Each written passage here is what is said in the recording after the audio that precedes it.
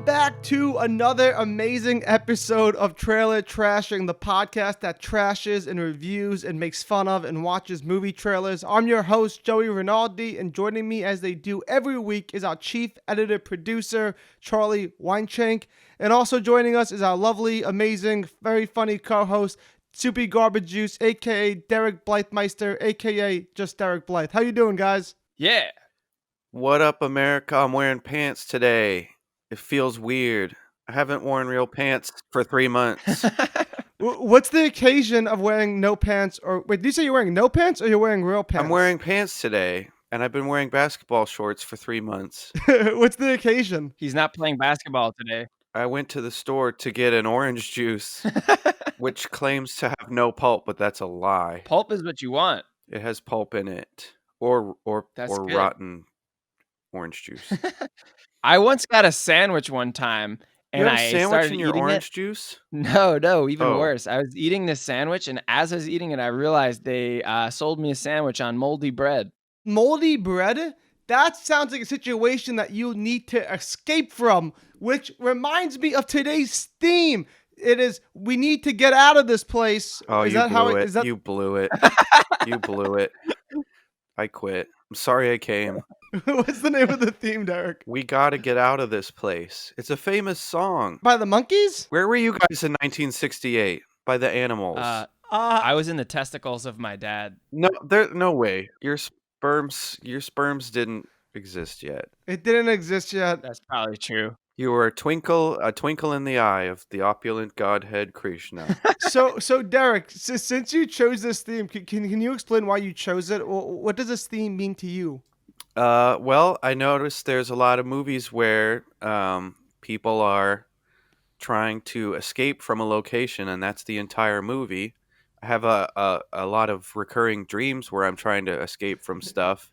I'm not sure what that Same. means, but I I literally also just had a dream like that, like yesterday, and it freaked me out, and I woke up at 7 a.m. yeah, I'll have like crazy all night dreams. So this actually makes me want to share a little anecdote. I know a little something about needing to get out of a place. When I was in high school, I think I was a junior in high school. I was at a party at my friend Ashlyn's house, and she like has this big like farmhouse in the middle of the woods. And as Wait, you can what? expect, She had a what? fun house in the woods. Can you unpack that Farm- a little bit? No, farmhouse. Farmhouse. Oh, I thought you said fun house. No, She no, has no. A crazy fun house of murder basements in the woods. I'm pretty sure Funhouse is like a really like homoerotic musical or something. All right. No, In the middle it- of the woods. no. It's like a That's so- Broadway play. It's pretty good, but Okay.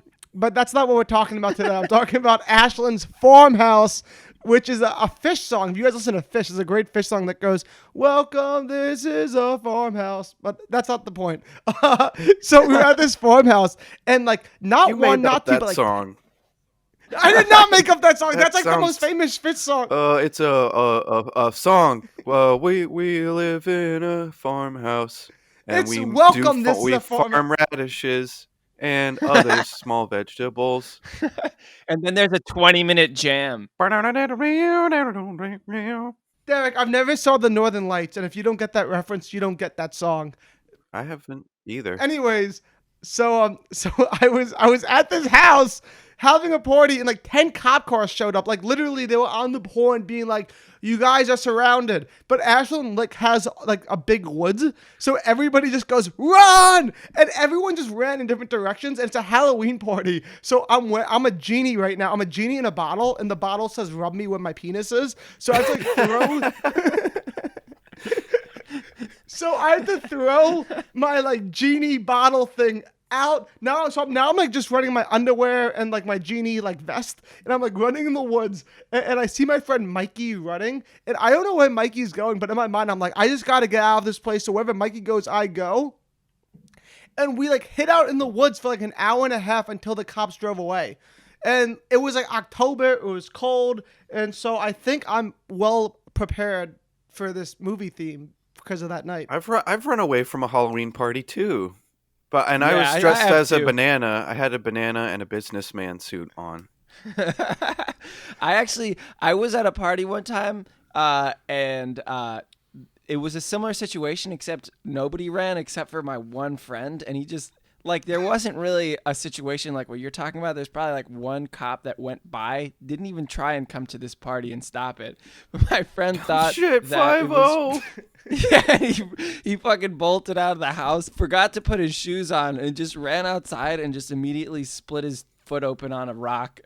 Oh, good Nobody else Lord. did anything. I split my knee open on a rock trying to get weed out of my car once, but that It's was not a contest, Joey.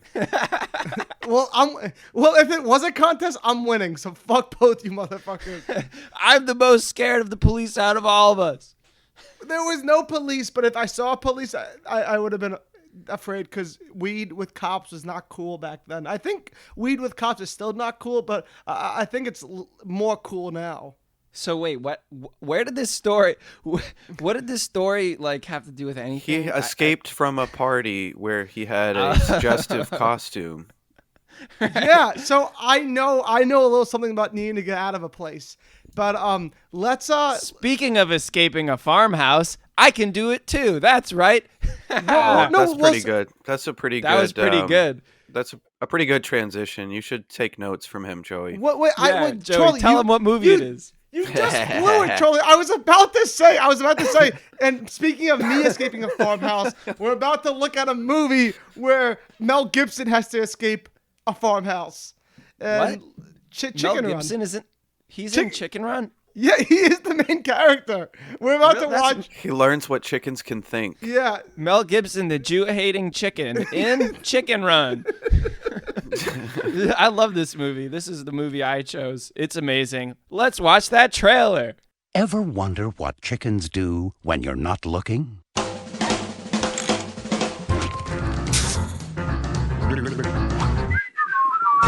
Operation Cover Up! No chicken escapes from Tweedy's farm! You've got to get out of here.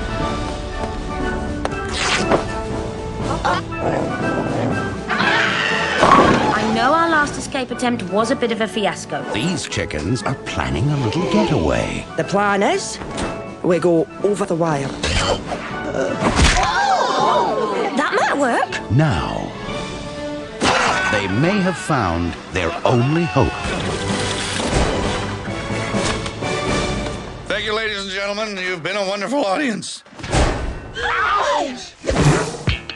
The name's Rocky. And what brings you to England? Why, all the beautiful English chicks, of course. Pushy Americans, Hi, how are you? overpaid, oversexed, and over here. Which bunk is mine? What is it?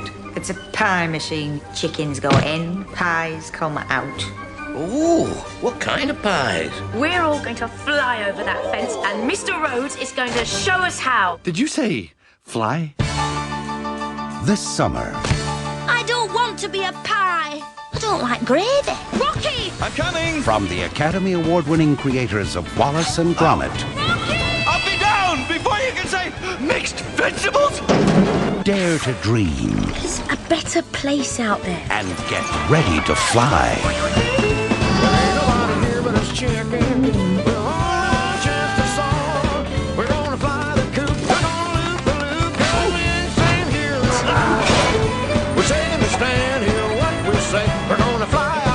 In the quite likely event of an emergency, put your head between your knees and Kiss your bum goodbye. Chicken Run. We mustn't panic. We mustn't panic. so that was Yeah. the trailer of Chicken Run. It's a stop motion animated movie, so there's a lot of visual gags. So if you're listening at home and not watching with us, you missed a lot of cool stuff. It's a chickens on a farm where they become chicken pot pies, and a Mel Gibson-y flying chicken comes over there. He's American, by the way. So in this movie, thinks American chickens can fly and British chickens can't fly, apparently. And this American. And this, not What do they entirely know? accurate. What do they know? They're dumbass chickens. and so let me just recap the trailer because there's a lot of visual stuff happening here. This American chicken's like, I'm gonna fly you motherfuckers out of here, and he also wants to have sex with them because he's a love machine. I'm just a love machine. Da da da da da. Go on. I Is that loved your it. recap? That's it. Yeah, that's my recap. I tried my best. Should I Yeah, take I two? No, that's good. It's an amazing trailer. I was really enjoying the trailer. I absolutely love this movie. I love Aardman. That's the studio that made this. It made Wallace and Gromit. Made Flushed Away, one of my childhood favorites. And Top it's 10 just, toilet movies.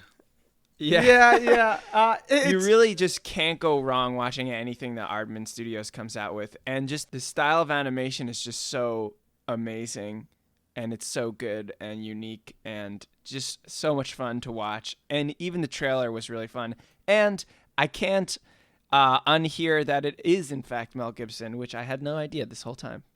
But it was him, wasn't it? Mixed vegetables? I lost it. Yeah, me too.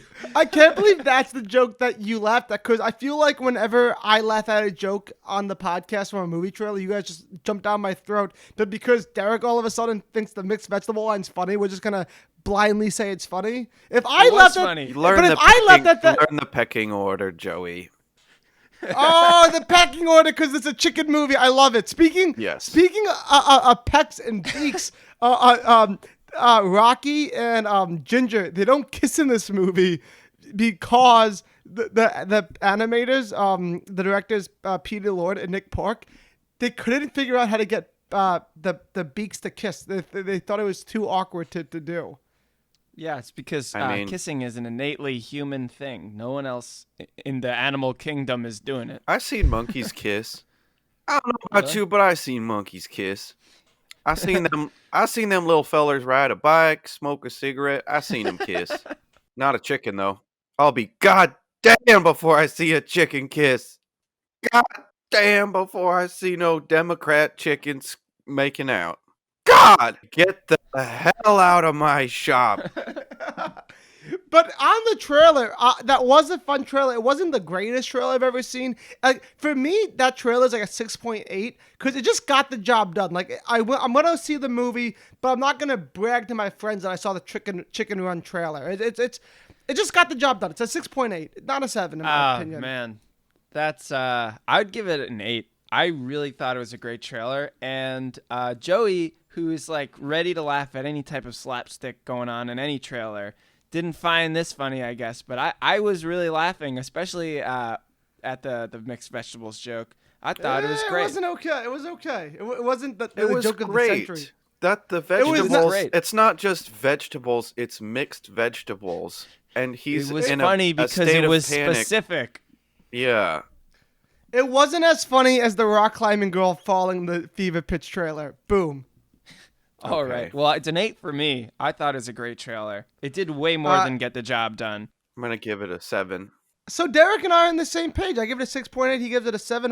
We give it a 7 for being a little long, and also I don't It know. was long. I don't know. Watching this trailer as an adult, I don't know what DVD this was on, but I definitely have watched this trailer a million times as a child, and like it had like long dead synapses in my brain activate the moment he was like, "No chicken escapes from Tweedy's farm." Yeah, I was like, "Oh my god!" I think this is Aardman Studios' like big ticket movie because I think it was their first feature. It was indeed their first feature film. I think though before this they weren't necessarily international, and I think this brought them out of the UK. Yep, that is all correctamundo, my friend. I got that all on my fun fact sheets. Charlie, if you want to run the fun facts, I'm a huge fan. Charlie, if you want to run the fun facts, just go right ahead. It's not like I slaved all week making this fun fact list for this episode. It's fine. It's more fun when you already knew them because you're a huge fan of Aardman Studios. All right. Well, I got a fun fact that you did not know. This movie is a straight up spoof on the 1963 World War II movie, The Great Escape. So That I it did makes know sense. because they escape over the fence, like in that like 4-hour monster of a movie when Lightning McQueen, am I right? Steve Yep. McQueen jumps over the fence on his motorcycle. Is that the movie that they put Leo DiCaprio's face over in Once Upon a Time in Hollywood? Did you guys see that movie? Yes, that is the correct. I believe They did a really good correct. job. It's like Forrest They Gump. did that? That's so funny. They Forrest Gumped him over Steve McQueen. They gumped him. Yeah. Derek, no offense, but I kind of want to Forrest Gump you by shooting you in the buttocks. Oh, something jumped up and bit me. It was Bullet, wasn't it? What? Jumped up and bit you. Can we play a game that I love to play? It's called the Casting What If game. And this one actually has a lot of good ones. So they casted Mel Gibson to play Rocky, but listen who they considered. They considered Eddie Murphy, David Arquette, and Ethan Hawke. And out of Okay. those three... Over Mel Gibson. No, they chose Mel Gibson, but like... No, those but are like it was for that role. Yeah, it was for that role. I'd be fully on board with Eddie Murphy. It'd just be a different movie. Like It's it a just different wouldn't movie, be. yeah. It's a completely different movie, and I kind of want to see a cut of that. Like just I like would love that. I'm on board. so you know how Mel Gibson was like I came to England for the British chicks. What Eddie Murphy's version of that line would not be. It would be rated R. I feel like it'd Oh just yeah, be- 100%. The thing is that Mel Gibson is not like a comedian. He's just kind of like a smooth talking guy. And so like the lines are funny, but he's not funny. Eddie Murphy is fucking hilarious and ridiculous, and it would be a whole fucking wild ass version of that movie. Yeah, maybe that's why mixed vegetables hit so hard. I think so. So good. My favorite joke in the world. I just wanted to say, because you brought up The Great Escape, is that I told my dad we were doing this episode, and he suggested that we do The Great Escape. But I was like, I'm going to do Chicken Run instead, because it is the same movie. But The Great Escape is, in fact, the Get Me Out of This Place movie, or whatever this episode We is gotta called. get out of this place. I'm gonna goddamn link you guys that song. Oh my god, you know that song. All right. If we have time at the end of the podcast, Derek, you're allowed to play your stupid song, and everyone can listen to it. Thank you. So now let's move on to the game that we play every week on Trailer Trashing, is the Rotten Tomato game. This is the winner gets to see my favorite singer of all time, Mr. Bobbert Segar. So let's play it up. What do you guys think this movie got? I think it's like a 72. I actually think it did and a much half. better. I think that this is the probably big did. ticket item for Aardman Studios. I'm gonna go 79 just to play it safe. Charlie, you played it safe, and you could have gone bigger. You win this round. It was a 90 motherfucking 7. Nice. Wow, it did well. It's a fantastic movie. Those chickens are up to something. It did so well. It did so well that people in the year 2000, when this movie came out, was convinced it was going to win Best Picture. Like in the Oscars, they thought it was going to win Best Picture. A lot of people thought that. It didn't even get nominated for Best Picture. And so many people made such a stink about it not winning Best Picture that they now, after this the year 2001, they started the animated Best Animated Movie Award in the Oscars because of how much people were pissed off that Whoa. Chicken Run wasn't nominated. That's so that's awesome. a category now because of Chicken Run, and it's as a joke also known as the Gladiator Award, since Gladiator was the one that won Best Picture in 2000. So if you ever hear someone say, Oh, wow. "Oh, that animated movie's gonna win the Gladiator Award," that's the reason. Now that's a fun fact. Thank you, Mel Gibson. That Yeah. was a fun fact, Joey. You did good. I did good, and this is what the tomato people had to say about Charlie's beloved Chicken movie. Chicken Run has all the charm of Nick Parks and Wallace and Gromit and something for everybody. The voice acting is fabulous, the slapstick is brilliant, and the action sequence are spectacular. That's right. You know, this trailer just reminded me that I am literally always down to watch this movie. And from Roger Ebert, the man himself, the banana. The eagle, The baby face himself. he gave it a 3.5 stars. Oh, he loves it. He wants to almost rub that perfect. chicken sauce all over his nipples and get in that pot pie with the vegetables. Joey. Jesus. Joey. You monster. I get excited when Roger Ebert likes chicken, you know? You give me so many clips on here that I can't wait to play for your future children. Yeah. when I'm a funny, goofy uncle to them. The thing is, the reason why I'm not like freaking out like you are, Joe, is because we've seen him give a better perfect score to like much worse movies. So I just like, Yeah, I think this is the same one that The Hangover has. yeah, I feel like this deserved a perfect Robert Ebert score, especially considering there's only 4 stars. It's not like there's 100 stars. It's like, give him 4. It's not that many. Are you saying that Robert Ebert is getting stale for us? That the thrill is He's gone? just a little stingy sometimes. No. In the words of B.B. King, the thrill is gone. No, I'm still thrilled. Not necessarily to hear about his nipples out of your mouth, Joseph. I would love to see a Roger Ebert nipple in the flesh. Too bad he's passed away. I'm pretty sure that the Catholic Church has those as relics. They're frozen next to Walt Disney's body. Yeah, and the cross that Jesus was crucified on. Anyway, let's get this last paragraph here.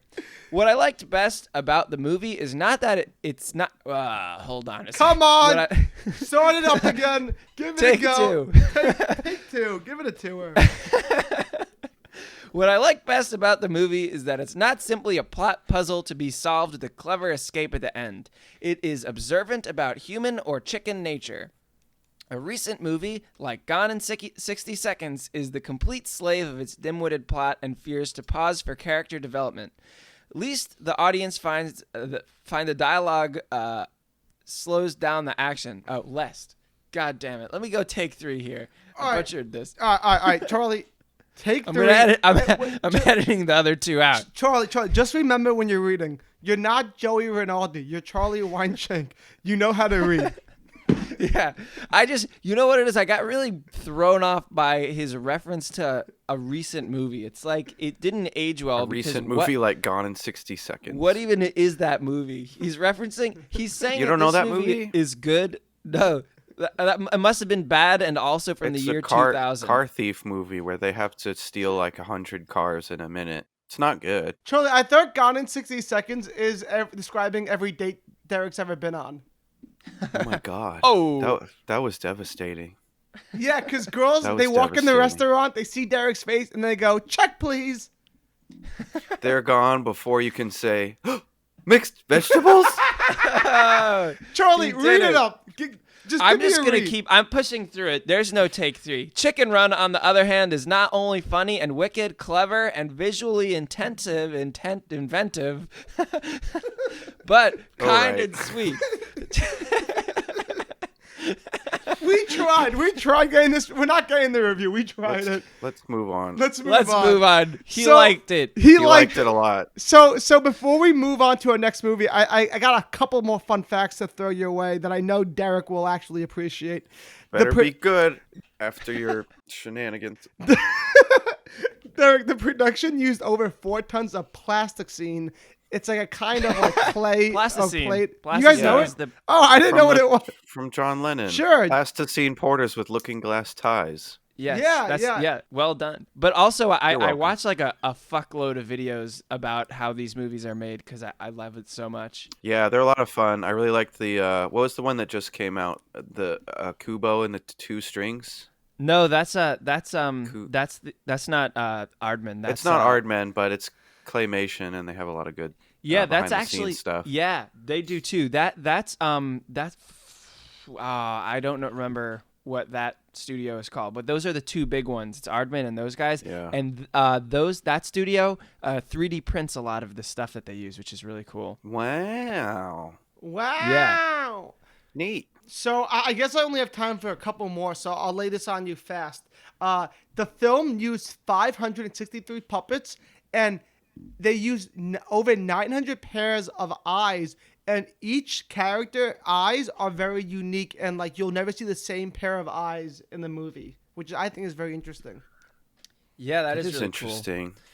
Cool. Yeah. It's cool how they find ways to make like these puppets emote. It's very cool. I have my grandmother in Colorado makes dolls, and they also have unique eyes. But I, as a kid, hated like staying there because the house is full of dolls, and there's a doll my great grandmother made after me, so it's like a doll of me. It's a doll of me at 3 years old, But I would sleep there in the guest room in the basement near like her work room, and she had these Native American dolls because we're part Native American.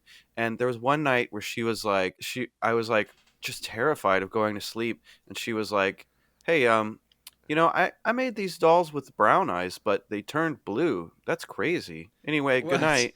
I did not sleep. I think it was 10. Wow. I just want to get this straight. There's two things I got to bring up. One, if we want to control and get in the mind of Derek Blythe, all we have to do is go to Colorado, go to your grandma's house, and get that doll, and we can Get the just doll control that haunts my dreams. Yeah. Yeah, and we poke it full of pins. You know, like you double check under the bed if there's a monster, and you wake up as a kid. Well, I would do that, and there'd be doll parts. Really? That's like fucked up. or a face looking at you Oh God! Wow. in the That's middle of terrifying. nowhere in Fort Collins. Wow. Wow. And the second thing I want to say, it's slipping my mind. It's not important. Let's you know what? We're talking about Derek's creepy life. Now let's watch Derek's creepy movie. Derek, you chose Escape It's from not New my York for this movie. one, but you chose Yeah. it.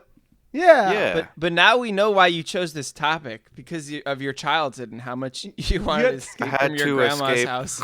Yeah. You had to escape from your grandma's house, and now we're gonna watch Escape from New York. New York, 1997. The entire city is a walled maximum security prison. The bridges are mined. The rivers are patrolled. And the United States Police Force has everything under control, they think.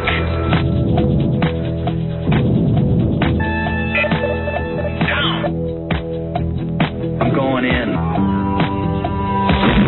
John Carpenter's Escape from New York, the high adventure of the future. One man must go in where no man has ever gotten out.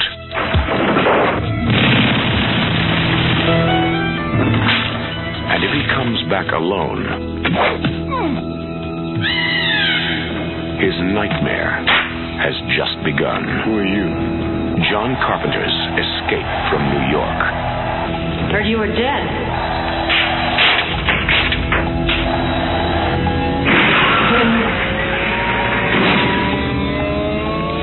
John Carpenter's Escape from New York, the greatest escape of them all, is about to blow the future apart. All right, that was fantastic. That was the worst trailer I hated that. That wasn't what. It wasn't compelling. It was cheesy. It was lame. It made me want to do anything else besides. It made me want to hang out with your creepy grandma's dolls more than watch that trailer. I can't believe what you said. I actually think I would watch this movie. I love John Carpenter. I thought that it was funny. You're right. Derek made a comment during this about how it was funny that it was supposed to take place in the future. 1997. Yeah, so that was funny. However, this trailer kind of like was terrible because I couldn't see anything. That was like the darkest trailer I've ever seen. It suffers from early 80s-ness. Yeah, Charlie, can you explain it for the people who at home? The people at home Yeah. who couldn't watch it, can you explain it to them? So visually speaking, this trailer and I guess this movie in general is just really like a lot of low light, dark, like shadowy, and I'm sure that's part of the aesthetic, but also since it was like filmed in the 80s on whatever cameras they were using back then, I'm sitting here in my my room trying to watch this trailer just in the daytime. It's not like it's blindingly light, and I couldn't make out what was going on at all. All I knew is that Kurt Russell had an eye patch and he didn't take shit from anybody and he had muscles, and it was honestly next time I go to the gym, I'm gonna be thinking like I gotta get in Kurt Russell eye patch shape because that's like my new goal. That's my new standard, I guess. That's my takeaway. It used to be getting into Eminem for 8 Mile shape, but now it's Kurt Russell from Escape from New York shape. No, it was actually the girl from Mannequin who did the bodybuilding. That's what I actually thought it was Billy Ray Cyrus. I don't know. 80s Kurt Russell looked a lot like Billy Ray Cyrus. No, Billy Ray Cyrus was much more jacked. So, in the future, in the dystopian future of the late 90s, for some goddamn reason, there's so many crime, there's so much crime and prisoners that they decide, fuck New York City. Manhattan Island is just going to be a prison, an inescapable prison. Fuck World Trade, fuck the Empire State Building, all the commerce. New York is done. It's a prison now. So they make Manhattan Island a prison for some fucking reason. And then the president, played by Donald Pleasance, his plane crashes in the middle of dangerous Manhattan. It was an inside job. They send Kurt Russell in a little dingy plane to infiltrate Manhattan and save him from the Duke of New York. It's really good. It's just fun. Yeah, I would totally watch this movie. I think John Carpenter does sci-fi pretty well. Have you ever seen They Live? I absolutely love They Live. Was that John Carpenter? Yeah, and it's also not even sci-fi. It's just reality. Yeah, no, he did this, and then next year, 82, I think he did The Thing, which is my favorite horror movie. Oh, The Thing is so good. 82, It's so with good. also Kurt Russell. So the guy, I don't have his name with me, damn it, but the guy who wrote this movie with Carpenter is the actor in The Thing. Is that hilarious? What actor in what thing? Like he plays the Thing. He's the The Thing, the movie. Yeah, the movie you were just talking about. That we were just talking about. Come on. He was the Goop Man. It's been a long day. You're telling me which one was the guy in the Goop suit? He's in the Goop suit. Yeah. He wore the suit. Oh, that's horrifying. That's like the best body horror I've ever seen. But I gotta tell you about Russell because I didn't. So my whole life, like I was born in 1995. So my whole life, Kurt Russell was a badass. If you did something pretty badass, they were like, "What are you, a Kurt Russell?" So I just known him as this guy.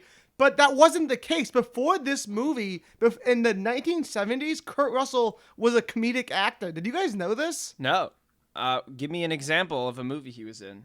He was in like the 1960s Walt Disney stuff. He was in The Computer That Wore Tennis Shoes. He was like a child actor in those weird like live action Disney movies that no one remembers. That should be an episode. Stealing an apple pie from Don Knotts or some shit. Wow. My pie. In the 60s and 70s, Kurt Russell was this comedic Disney guy. And John Carpenter, when he got the producers to make this movie, they were like, you got to get Tommy Lee Jones or Charles Bronson to play Snake. And he was like, no, those guys are established actors. They would walk all over me. I got to get a pushover like Kurt Russell. And he got Kurt Russell because he was like, I didn't push over Kurt Russell. And then Kurt Russell in an interview was like, you know what? To get in the mindset of Snake, I'm going to start training like Bruce Lee, acting like Darth Vader, and talking like Clint Eastwood. And that was his inspiration. Oh, it's so good. That's I'm awesome. so glad we brought up Disney too, because did you know that on Walt Disney's deathbed, the last thing he like wrote on a napkin or a note or something, he wrote the words Kurt Russell. And that's it. The last thing Walt Disney ever wrote was just Kurt Russell. That's pretty amazing. What? That's his Snowbell or whatever. What's that movie called? Snowbell. Rosebud. That's his. Rosebud. Kurt Russell. Excuse me, what? Can we make a parody of Citizen Kane for Walt Disney where we're just trying to find out why Kurt Russell? Why Kurt You want Russell? to know what a real parody of Citizen Kane is? It's what Joey thought happened in the movie after watching it. He goes, I didn't like that because it wasn't a really good mystery movie. It is a mystery movie. Oh my god. Citizen Kane's a mystery. It's a mystery movie. You're trying to find. It's not. The mystery It's is most who's certainly Rosebud. not. No, that's part of the movie, yes, but it's like a very long movie It's full not. of No, lots it's of other not like stuff. a whodunit. It's like, It's a why did who's this mean so much to him? And then you forget about it altogether because you get mixed up in his crazy life, is the ups and Exactly. downs of Charles Foster Kane. And then at the end you go, oh, it was a simple pleasure from his childhood, despite all of his power. It was one of the first movies of all time to explain how being raised as a child impacts your adult life. Okay, I hate this movie trailer. I hate Citizen Kane. But you know what I do like? I do like the website Rotten Tomatoes. Wait, we didn't even rate the trailer out of 10. I thought it was unanimous. That's a 1 because this trailer sucked. I'm giving it a 1. I don't think it was a 1. I'll give it a 5. I'm giving it a hardcore 1. I'll give it a 6. Fuck you. I don't know what hardcore 1 means, but that's what I'm A giving. hardcore 1. I have a question for the fun fact man. Maybe you have an answer. Lay it on me because I got a lot of fun facts for this. Is this what Metal Gear Solid is based off of? He's got an eye patch and his name's Yeah, Snake. and his name is Snake. So Metal Gear Solid is a video game about a guy with an eye patch who's a badass named Snake and has the same haircut. Yeah, it's that, and that was also based off the Marvel comic book that was based off this, and it came out in 1997 in honor of this movie. So yeah, so it's all connected. So there was a comic book that was made after this movie? Yeah, and that's what became the video game too. Wow, that's pretty cool. Yeah. Nailed it. Yeah, pretty good he's stuff. He's kind of the same character as he is in Big Trouble in Little China. Haven't seen that one. Remember that one? Oh my god. It has the girl from Mannequin, but it's great because the bodybuilder? The bodybuilder? It's also the mannequin. The mannequin's the bodybuilder. No, it was the literal mannequin from the movie. There's all this crazy like fighting and magic, and he just does not care at all because he just wants his truck back. It's so good. He gets mixed up. It's like Big Lebowski, but like he just doesn't want to be mixed up in anything. Doesn't even care about his love interest till the end. He just wants his damn truck back because it tied the room together. And he like it really. I was about to say that. I was going to make a reference to the Coen brothers. That was good. Oh my God. All right, let's do this Rotten Tomatoes thing. I will give this Charlie, you go first. Yeah, I'm about to. Okay, man. God. He already was going first. I know.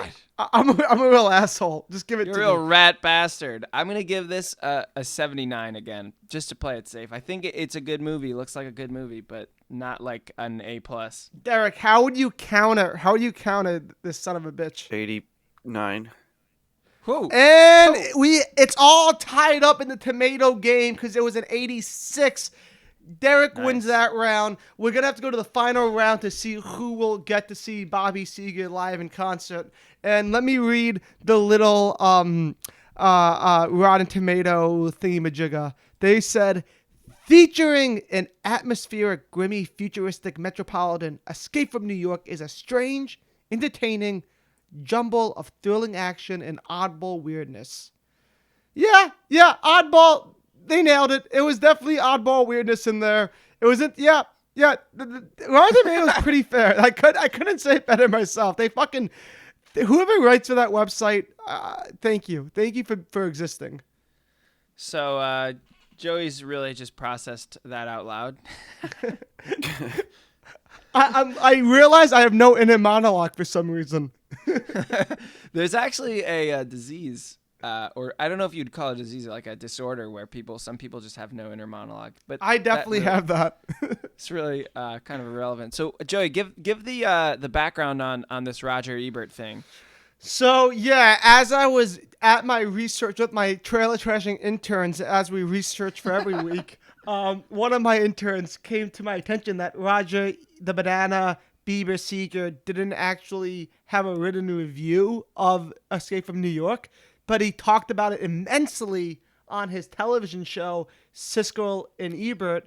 And my friend Charlie Weincheck actually has a transcript of something he said on that episode. And Charlie, can you take it away?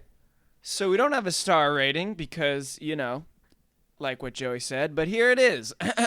There's a... me.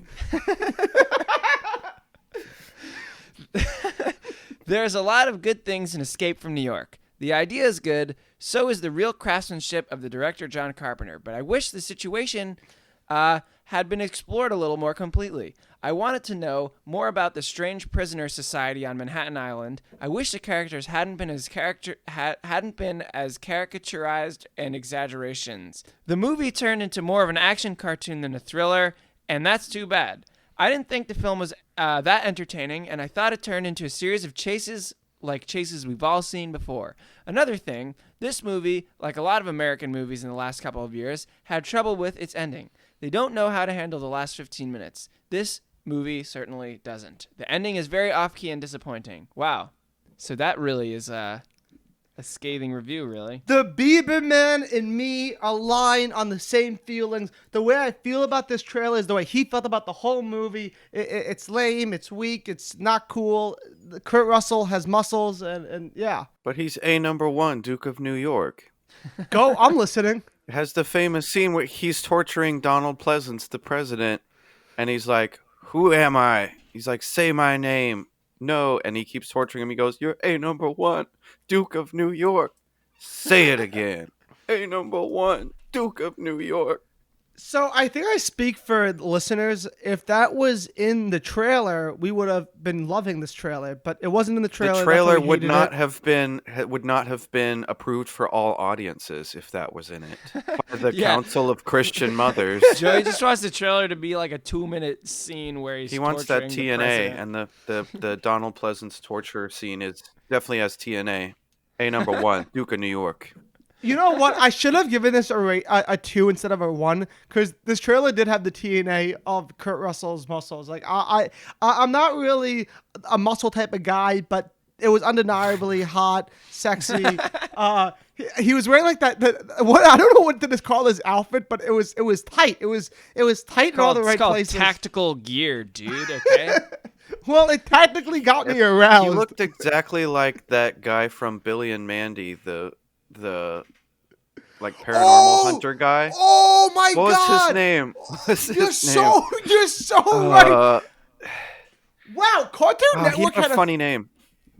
Dude, you're right. Cartoon Network had a field day with this guy because he has been spoofed on Cartoon Network all the time. Like there was tons of characters that look like that. Like I think even Fairly Odd Parents on Nickelodeon had an episode with Yeah, Kurt if Russell. there's one thing that Cartoon Network does a lot, also Fairly Odd Parents is not Cartoon Network, Joey. No, I But, said Nickelodeon when I said Fairly Odd Parents, you jerk. But if there's one thing that Cartoon Network does consistently and is great at it is adding in like 80s like movie aesthetics into their shows every once in a while. Like the regular show, full of them. Oh, yeah. Oh my God, this character was definitely in fucking- the regular show. Haas Delgado. Yes. That was his name. Dude, I really didn't know who you were talking about on Billy and Mandy until you Now said that. the dead synapses are activated in your brain. Oh, Yes. my Like mine when synapses. he said, "No one escapes from Tweedy's farm." Oh my God, when you type in Hostile Gato on Google Images, You immediately get porn. no, you get a picture of Snake from this movie, like a side-by-side image. Whoa. believe you. Dang, we made Yeah. that connection. So before we move on to our last movie, I just want to give a little. I got a fun fact that I think everybody will appreciate. James Cameron and Roger Corman, two very renowned directors, worked in the special effect departments of this movie, and Cameron also was the director of photography for this movie, which I didn't know. I didn't know Carpenter rolled with such stealthy guys, but I guess he Star does. power. Star Stealthy power. guys. Star power. Has And nothing to do with stealth, though, to be honest. with you, Joey. well, you know who was stealthy? Kurt Russell. Kurt Russell said that he didn't drop character 1 minute starting at pre-production. He started just being character until the end of this movie, and but he did admit in an interview, I did take my eye patch off every now and then. Joey, from now on, can we get like the official Joey hotness meter for a trailer, like a spiciness scale, like on a scale from like a bell pepper, it's the coldest, to a Carolina Reaper, which is like hot, sexy sexiness. I'm offended that you would think I know anything about fruits or vegetables. I will say Mixed vegetables? All right. All right, I like the idea though, and Derek, I will only do this segment if you give me a nice. Give a little- hotness rating, whatever scale. Can I get a spicy intro to this? Derek, just give me like a spicy intro, like Joey's spicy hot meat. I need something. Okay, Do it on the rating of like, I don't know, temperature, anything like hotness scale. Joey's hotness scale from now on is in every trailer, rating the sexiness of the trailer. Ready?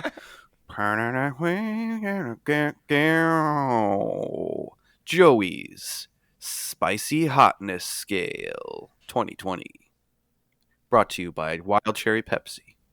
So honestly, that movie was so goddamn spicy because Kurt Russell, I can't emphasize it. He was like an action figure brought to life with a little something something for all the boys and girls. And I would say he's as hot as a Mexico desert on the warmest day in August. All right, so the scale is deserts. Yeah. Or a geographic hotness scale. I love this. I loved every minute of that. 30 seconds. I will look forward to this for every movie, or I quit. And I'll get better each time. Like I'll get better at it. I'll even. That was great. Get out of town. I think you're self-actualized.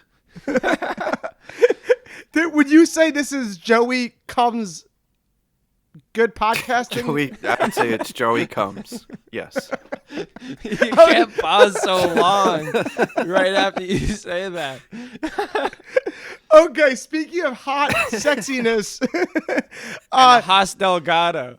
Wait, speaking of Hos Delgado and hot and sexy, I feel so hot right now that you'd say I may have a fever because this next movie we're watching is Cabin Fever Trace, or as other people know it as Patient Zero, the 2014 sequel to Cabin Fever.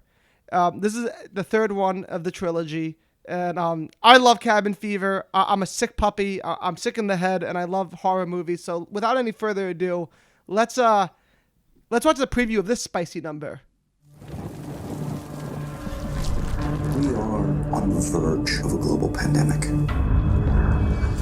You are the only known carrier of this virus. That makes you patient zero.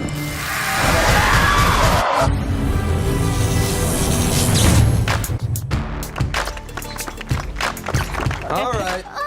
Whoa, bro. Your brother and I conspired to pull this off. One last night of freedom with the old crew, full of deer, sun, and virgin bitches. Beaches.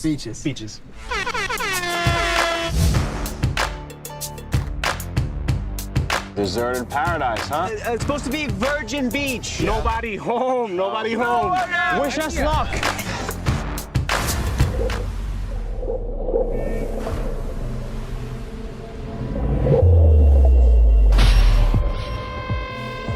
What happened? Graveyard out there. Penny thinks she saw something.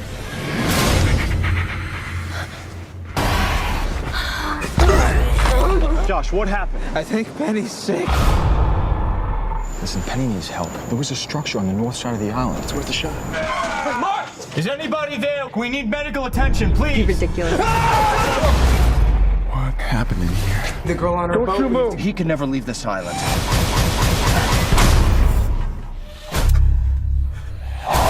Stay the hell away from me. Why? No. Where's Josh?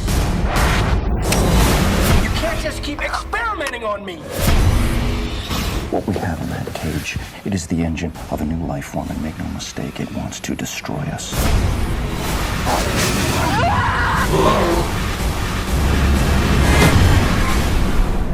You should have left when I told you. He's gonna leave you behind.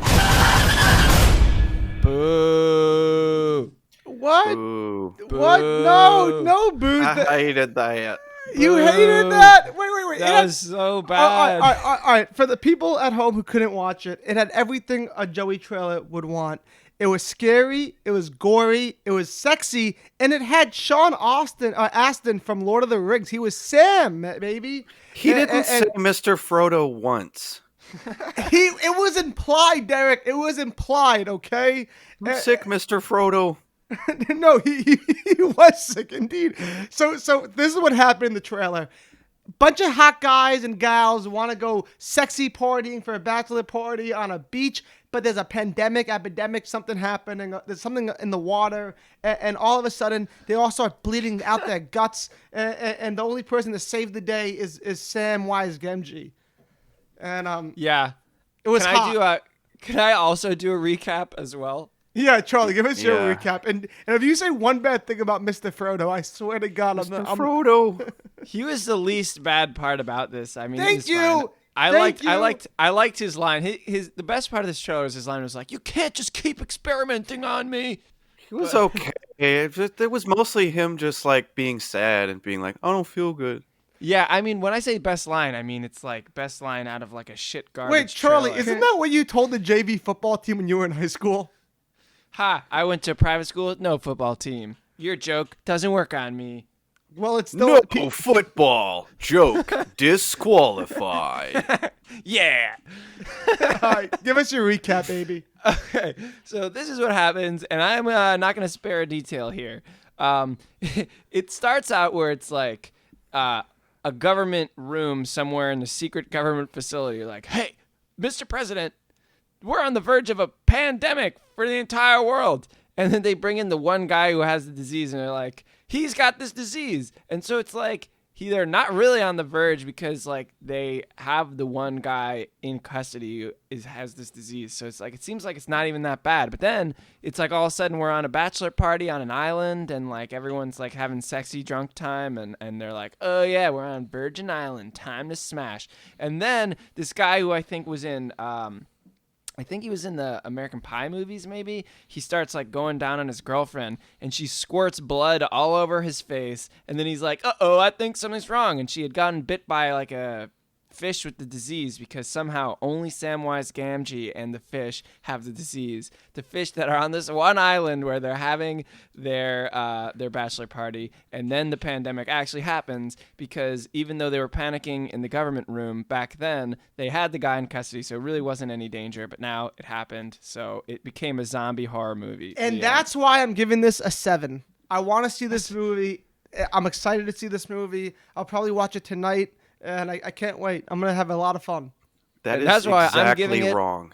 A 1. I'm giving it a 1 because I never want to see this goddamn movie ever again. No way. You know it's going to be bad when it's like they realize that this bad zombie apocalypse is happening while he's going down on his girlfriend. Like, who wrote this? I'm giving it a 1 because of the last minute of just... When trailers are just like goosh, goosh, goosh, goosh. Yeah. Just I get it. Stop it. Wait, you want to know who wrote this? Eli Roth, you asshole. The guy who wrote the That doesn't make Cabin. it good. He made a ton of bad movies. I love it. He did. Wait, Quentin Tarantino literally has gotten the record saying he thinks Eli Roth is the future of horror movies. So fuck you, dude. I love Eli Roth. But what was the movie that you said he wrote the original what? The original Cabin Fever, which is like one of the best horror movies ever. Oh, well, I would have guessed that. Dude, it's amazing. So the reason why I chose this movie is because I saw Cabin Fever 1 and Cabin Fever 2, but nobody told me that there was a third Cabin Fever. So when I found out, for a good reason. So when I found out there was a third Cabin Fever, I was like, I gotta fucking watch the trailer of this on the pod. So that's what we're doing. And I have a really cool fact for you guys. This movie is actually the original Cabin Fever script that never got made because when like the production company got involved. Terrible. Yeah. Well, when the production company got involved, they were like, "Yeah, we gotta change the script around." So that's the reason why this wasn't the first one. But I'm glad it got made and it looks good. Can't disagree more. Well said. Thank you. I think all pandemic movies are hilarious now. Yes. Because it's not what happens. What happens is you're in basketball shorts, drinking beer, and playing Mario Kart till 5 a.m. for 3 months. You plus. have been doing a lot of that, Derek. Yes. Shut up. Let's hear your. Shut up and do your hotness scale. That's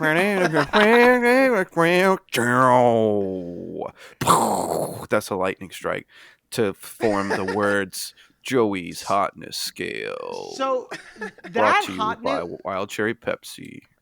So that hotness scale is the same feeling I got when you're in a very, very cold, like wintry mountain in upstate Vermont or New Hampshire, and you come back from a long day of skiing of coldness, and you see there's a hot tub, and you jump in that hot tub, and you don't know if you're hot or cold because you have all these mixed feelings. And that's how that movie trailer made me feel, because even though you got to see this hot girl's leg wide open, blood started shooting out of it, which made the hotness instantly cold, like when you step out of a hot tub onto snow. And so that's my hotness scale rating. Okay. That I mean, I will agree with that. You'll see like a nice pair of tomatoes and then a skinless person directly after. Yeah. You don't know whether to be turned on or to be scared for your life. Yeah, and so we didn't get Roger the Banana Ebert because he just was busy, I guess. But He's dead. This is 2014. He died in 2013.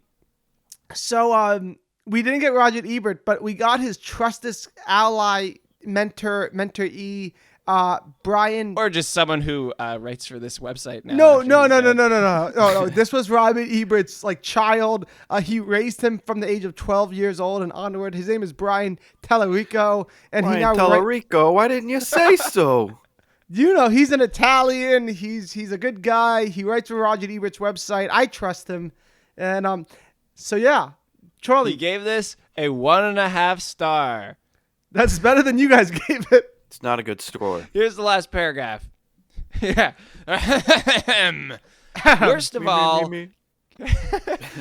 Worst of all, Cabin Fever Patient Zero is a film without enough surprises. The very final 15 to 20 minutes have a bit of B-movie lunacy to keep this from the worst of the year. And that make it more inherently interesting than Hostel 3. But everything... There's a third Hostel. I like the first one. I liked Hostel and Hostel Part 2. Is that the German remake? That's what he says in the trailer. It's Part 2. Zwei just means 2. In the trailer, he's like, Hostel Part 2. Rammstein. Okay, keep your Nazi propaganda out of Roger Ebert's son's review, okay? Speaking of Quentin Tarantino, I believe, is an executive producer on Hostel, so... How about that? Yeah, Quentin Tarantino has his hands in a lot of horror movies, so he's he's got his hands on a lot of skinless girls. Yes, but can you just finish the review, damn it, Charlie? All right. But everything that happens before that feels like it's going through the motions. We know what's going to happen before it happens, and predictably, it's anti-horror. Ooh, pretty girls. Yeah. Ooh, read the part that says pretty girl and sex. Read the part. Oh, read it. Yeah. Read it. Read that part. Read that part. I'm so close. When the pretty girl gets to play, we know that her bro of a beau, wow, that was good writing, is going to try and have sex with her anyway. And, well, we know how that will go. Call it a callback or a homage to the first film. If you just call it lazy, better yet, don't call it anything. Just don't see it. The end. So that sums up how I feel about it, and I don't think that's a bad review. I think a spot on review for a funny, cheesy third movie doesn't mean it's bad. It is what it is. And Did we find Garcia in the comments? They should do more skinless girls. So before we wrap this up, I want to tell you about the skinless thing because it's kind of crazy. Eli Roth, who I love because I already talked about it earlier, he's the creator of the Cabin Fever trilogy. He got the idea of this because when he was 19 years old, he was working at a horse farm. And he got pause for effect. Eli Roth, horse farmer. He got an infection. He got an infection from one of the horses that made his skin really itchy, and it also made his skin really weak. His skin got so weak that if he itched it a little bit, his skin would literally come off. Ew, stop it. Don't do anymore. This is my worst. Oh my god. This is the worst. You've hit a trigger for me. Oh my god! If I'm ever having a bad trip, it's what I'm imagining is like my skin coming off from my. And that is the black swan scene. Oh my god! I have to go. And that's all our time for this episode of Trailer Trashing. Thank you guys so much for listening. I'm Joey Rinaldi, and that was also Charlie Weincheck and Eric Blythe. Thanks for listening. Give us a 5-star review on the podcast app. Follow us on Instagram. Try to go to Colorado, steal Derek's doll so you can control him forever. And we'll be back next week, guys. Don't Bye. dox my grandmother. All right. See you later, knuckleheads. Mixed vegetables?